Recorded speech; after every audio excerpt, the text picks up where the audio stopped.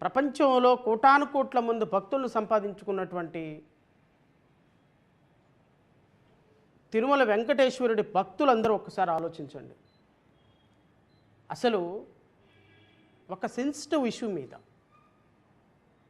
చర్చ పెట్టకూడని అంశం మీద, మనం కలలో కూడా మాట్లాడటానికి సాహసం చేయని అంశం మీద ఒక చర్చకి దారి తీయటమే ఒక పెద్ద తప్పు. కానీ తెలుసో తెలియకో ఒక రాంగ్ బటన్ నొక్కాడు ముఖ్యమంత్రి చంద్రబాబు నాయుడు. అంతటితో ఆగాలి. నేను మళ్ళీ చెప్తున్నా, ఈ విషయాన్ని మీరు ఎంత లాగితే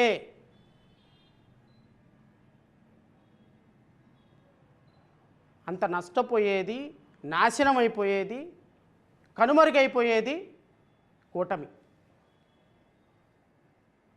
75 సంవత్సరాలు 76 సంవత్సరాలు వచ్చినాయి చంద్రబాబు నాయుడు గారు. ఇంకా రాజకీయాలు కాస్తైన స్వచ్ఛమైన రాజకీయాలు చేయడానికి ప్రయత్నం చేయండి. ఎందుకంటే ఎంతమందో చూడని గొప్ప గొప్ప విజయాలు మీరు సాధించారు. I'm appreciating you and once upon a time you are my role model. కష్టపడే విధానంలో కానీ 45 సంవత్సరాలు సుదీర్ఘ రాజకీయ చరిత్రలో ఎన్నో గొప్ప పదవులు అలంకరించారు మీరు. ఎన్నో గొప్ప స్థానాలకు వెళ్ళారు మీరు. రాష్ట్రంలో కొన్ని రిఫార్మ్స్కి కారణమయ్యారు మీరు. ఆ గ్రాటిట్యూడ్స్ మాలాంటి వ్యక్తులకు ఉన్నాయి మీ మీద. ఇంత వయసు వచ్చినప్పటికీ కూడా మీరు పరమ పవిత్రంగా భావించేటువంటి తిరుమల వెంకటేశ్వర స్వామి మీద ఇన్ని రాజకీయాలు చేయటం మీ వయసుకి తగ్గది కాదు, మీ విఘ్నతకి తగ్గింది కాదు, మీ భావజాలానికి కానీ ఇంకో దానికి కానీ తగింది కాదు అని మీరు ఒక్కసారి ఆగమనం చేసుకోమని కోరుతున్నాం. ఏం సాధిస్తాం? రేపు 29 ఎలక్షన్కి 80 సంవత్సరాలు వచ్చేస్తాయి మీకు. ఇంకా ఏం కావాలండి? 3 సార్లు ముఖ్యమంత్రి అయ్యారు, 45 సంవత్సరాలు సుదీర్ఘ చరిత్ర ఉంది. ఇంకా నీచమైన రాజకీయాలు చేసి రేపు మనం ఈ సమాజంలో కాస్త నలుగురు గొప్పగా మాట్లాడుకోవటానికి ఏం మిగుల్చుకొని వెళ్తాం సార్?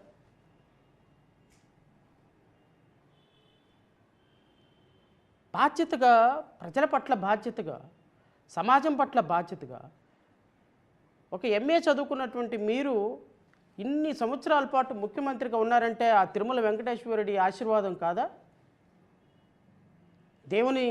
దేవుని ఆశీర్వాదం లేకుండానే మీరు ఇంత గొప్ప వ్యక్తులు అయ్యారా? ఆ మాత్రం తిరుమల వెంకటేశ్వరుడి మీద కృతజ్ఞత లేదా మీకు? మీ ఇంటి ఇలవేల్పు కదా, కొన్ని కోట్ల మంది ఇంట్లో ఇలవేల్పు కాదా? తిరుమల వెంకటేశ్వర ప్రసాదంలో ఆ జంతు అవశేషాలు పంది కొవ్వు, ఎద్దు కొవ్వు, ఆవు కొవ్వు కలవలేదు అని సిట్ రిపోర్ట్ ఇచ్చిన తర్వాత దాంట్లో కలిసినవి కల్తీ నెయ్యి అని చెప్పడానికి మీరు మీ మీడియా పడుతున్న తాపత్రయం ప్రజలు హర్షించగలుగుతారా? Will anyone appreciate? మీకు కనీసం సిగ్గుందా? ఈ రిపోర్టు బయటకు వచ్చిన తర్వాత మొన్నటి వరకు మెట్లు గడిగినటువంటి అపాలజెటిక్ సనాతని కనీసం ముందుకొచ్చి ఐఎమ్ వెరీ సారీ, నేను ప్రీమెచ్యూర్ స్టేట్మెంట్ చేశాను, తిరుమల వెంకటేశ్వర స్వామికి నేను క్షమాపణ కోరుతున్నాను, రాష్ట్ర ప్రజలకి మనోభావాలకి దెబ్బతీశాను, క్షమాపణ కోరుతున్నాను, క్షమాపణ కోరారా? కోరకపోగా బ్యానర్ రేటింగ్స్ వేస్తారా?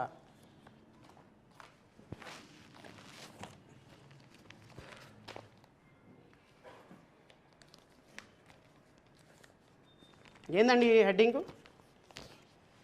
కల్తీ కెమికల్ నెయ్యి అంటే మీరు ఏం ప్రచారం చేయాలని చూస్తున్నారు? రాష్ట్ర ప్రజల కోసం ఏమి ప్రచారం చేయాలని చూస్తున్నారు? ఏమి ఇంప్రెషన్ ఇవ్వాలని చూస్తున్నారు? ఒక పక్క 700 పేజీలతోటి సిట్ రిపోర్టు వేసి దాంట్లో ఏ విధమైనటువంటి జంతు అవశేషాలు కలవలేదని చెప్పిన తర్వాత కల్తీ జరుగుంటే కోర్టు చూసుకుంటుంది. అది అంతటితో ఆపాలా? మీ ఉద్దేశం ఏంటి? మీ మీడియా మొత్తాన్ని ఉసిగొల్పాలి. నేను మొన్న ప్రెస్ మీట్లో మా మిత్రుడికి మూర్తి గారికి ఒక ఛాలెంజ్ విసిరా. ఎందుకు అంత బాధపడిపోతున్నావు, గుండెలు బాదుకుంటున్నావు మూర్తి గారు?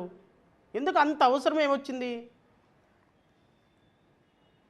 ఎవరెవరినో ఇంటర్నేషనల్ అనలిస్టులను తీసుకొచ్చి ప్రెస్ మీట్లు పెట్టి లేకపోతే డిబేట్లు పెట్టాల్సిన అవసరం ఏంది? దేశంలో, రాష్ట్రంలో, ప్రపంచంలో శ్రీవారి భక్తులకు ఉన్నటువంటి అనుమానాలు సిట్ రిపోర్టు, సిబిఐ ఇచ్చిన రిపోర్టు, కేంద్ర ప్రభుత్వం ఇచ్చిన రిపోర్టు నివృత్తి చేయడానికి నేను కూర్చుంటా, నువ్వు కూర్చో, ఇద్దరం కూర్చుందాం రా. నన్ను మొన్నే ఓపెన్ ఛాలెంజ్ ఇచ్చా, నా ఫోన్ నెంబర్ నీ దగ్గర ఉంది. శ్రవణ్ గారు మిత్రులమే కదా మన ఇద్దరం, మనకేంటుంది? మీరేమో నిజాయితీ గల జర్నలిస్టు, నేనేమో ఒక లాయర్ని. Will set together. ఇదిగో ఈ రిపోర్ట్తో నేను వస్తా, సిబిఐ రిపోర్ట్ వేసింది, ఈ రిపోర్ట్తో నేను వస్తా, ఈ 300 పేజీల రిపోర్ట్తో నేను వస్తా, నువ్వు కూర్చో. ఎందుకు అంత బాధ? ఎందుకు ఎవరెవరినో తీసుకొచ్చి కూర్చోబెట్టడం? తెలుగుదేశం పార్టీ కార్యాలయంలో తిరిగే వ్యక్తులందరినీ తీసుకొచ్చి డిబేట్లో కూర్చోబెట్టడం దేనికోసం?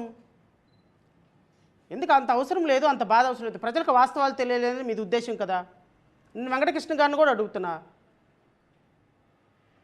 మీ ఇద్దరు సిరొక్క రోజు నాకు సమయం ఇవ్వండి. లడ్డూ ప్రసాదం మీద మీరు కలిసిందని మీరు అంటారు, ఎట్లా కలిసిందో ఏంటో ప్రజలకు వాస్తవాలు చెప్దాం. కొన్ని కోట్ల మందికి ఈ ఈ ఈ లడ్డూ ప్రసాదం మీద కొంత ఒక క్లారిటీ వస్తుంది.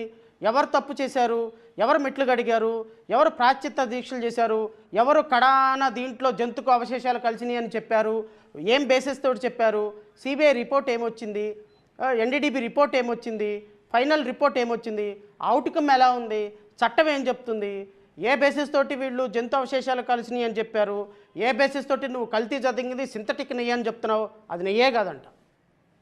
మా మూర్తి గారు నిన్న చెప్తున్నారు, మీరు నిన్న డిబేట్ పెట్టి అబద్ధాన్ని నిజంగా ప్రచారం చేయాలని చూసిన కారణంగానే మొట్టమొదటిసారిగా నేను మీ మాట ఎత్తాల్సి వస్తుంది.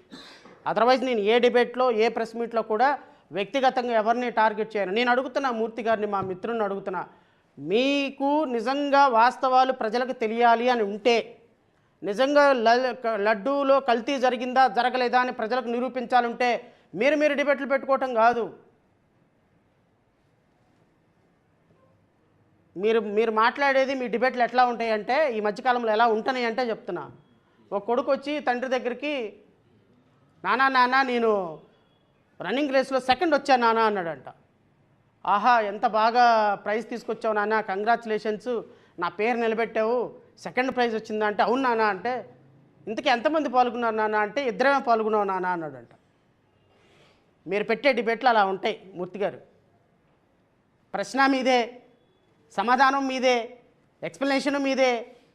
మీరేం సమాధానం చెప్తారో అటు పక్క నుంచి ఆ సమాధానమే మీదే. మీరు కూర్చోవటం ఏంటి మూర్తి గారు? నన్ను పిలవండి, నేను వస్తా.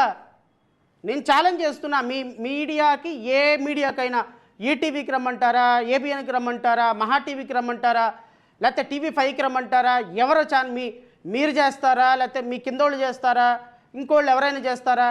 లడ్డూ మీద, సిబిఐ రిపోర్ట్ మీద, కడాన జంతు అవశేషాలు కలిసిన దాని మీద నేను చర్చకు వస్తాను. మీరు చర్చకు ఆహ్వానించండి, రాష్ట్ర ప్రజలకు వాస్తవాలు చెప్దాం. మీరు కూర్చుంటే ఉపయోగం ఏంటుంది అనేది నా రిక్వెస్ట్. దాన్ని మీరు కన్సిడర్ చేస్తారా, కన్సిడర్ చేయరా, లేకపోతే పారిపోతారా? సమాజం చూసుకుంటుంది. నేనైతే నా ప్రకారంగా నేను మీతో డిబేట్ చేయడానికి సిద్ధంగా ఉన్నా, మీ ఛానల్లో కూర్చోడానికి సిద్ధంగా ఉన్నా, వాస్తవాలు ప్రజలకు చెప్పడానికి సిద్ధంగా ఉన్నా. సో ఈ వాస్తవాలు ప్రజలకు చెప్పగలిగితే చాలు. సో నెంబర్ 3 పాయింట్, నిన్న సిబిఐ వేసినటువంటి ఛార్జ్షీట్లో ఏముంది? గౌరవ ముఖ్యమంత్రి గారు నిన్న క్యాబినెట్లో ఏదో మాట అన్నారు అనేటువంటి కొన్ని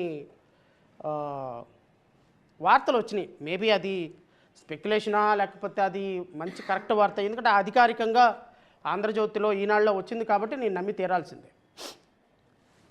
ఒకసారి సిటీ రిపోర్టు పరిశీలించిన తర్వాత నిర్ణయం తీసుకుందామని. సిటీ రిపోర్టు పరిశీలించిన తర్వాత ఏం నిర్ణయం తీసుకుంటారు ఏంటి, ఈ సిటీ రిపోర్టు మీద మీరు ఏ విధంగా రెస్పాండ్ అవుతారో అనేది అది తర్వాత ప్రభుత్వం మీరు చూసుకుంటారు, అది మీకు సంబంధించినటువంటి అంశం. కానీ ఒక బాధ్యతాయుతమైనటువంటి పదవిలో ఉన్నటువంటి మీరు కావచ్చు, లేకపోతే పవన్ కళ్యాణ్ కావచ్చు, మీ ఇద్దరు చేసినటువంటి ఆరోపణలకి పోలీసు సుదీర్ఘమైనటువంటి విచారణ జరిపి నాకు తెలిసినంత వరకు రమారమి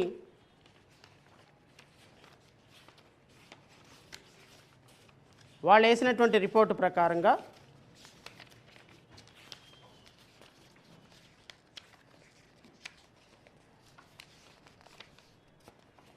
700 పేజీలకు పైగా 700 పేజీలకు పైగా రిపోర్ట్లు వాళ్ళు వేసినటువంటి ఎగ్జామ్ చేసినటువంటి డాక్యుమెంట్లు పైగా చేసి వేసినటువంటి రిపోర్ట్లో మీరు ఏ విధమైనటువంటి నిర్ణయం తీసుకుంటారు, ఎట్లా తీసుకుంటారు అనేది సప్పు.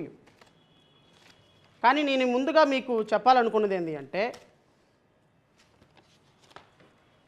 అసలు ఈ బోలే బాబా ఏదైతే ప్రథమంగా ఆరోపణలు ఎదుర్కొంటుందో కల్తీ నెయ్యి చేశారు, కెమికల్ కలిపిన నెయ్యి చేశారు అనే ఈ కంపెనీని తిరుమల తిరుపతి దేవస్థానంలోకి అప్రూవ్ చేసిందే 2014-19లో ఉన్నటువంటి తెలుగుదేశం పార్టీ ప్రభుత్వం. వీళ్ళు 2 అంశాలు రాష్ట్ర ప్రజలు గమనించాలి. ఒకటి, కల్తీ జరిగిందా లేదా, కల్తీ జరిగితే ఎవరి హయాంలో కల్తీ జరిగింది, ఎవరి హయాంలో ఈ కల్తీని నిర్ధారణ చేయడానికి ఒక పథకం రూపకల్పన జరిగిందనేది ఈ 3 విషయాలు రాష్ట్ర ప్రజలు తెలుసుకోవాలి. అసలు ఈ బోలే బాబా అనేటువంటి ఈ డైరీ మొట్టమొదటిసారిగా Harish fish dairy products private limited, సబ్సిక్వెంట్గా ఇది Bole Baba organic dairy milk private లిమిటెడ్గా రూపాంతరం చెందింది. ఈ Harish fish dairy product private limited అనేది తిరుమల తిరుపతి దేవస్థానానికి నెయ్యి సప్లై చేయడానికి ఏ ప్రభుత్వంలో అప్రూవల్ వచ్చింది అంటే తెలుగుదేశం ప్రభుత్వంలో 2000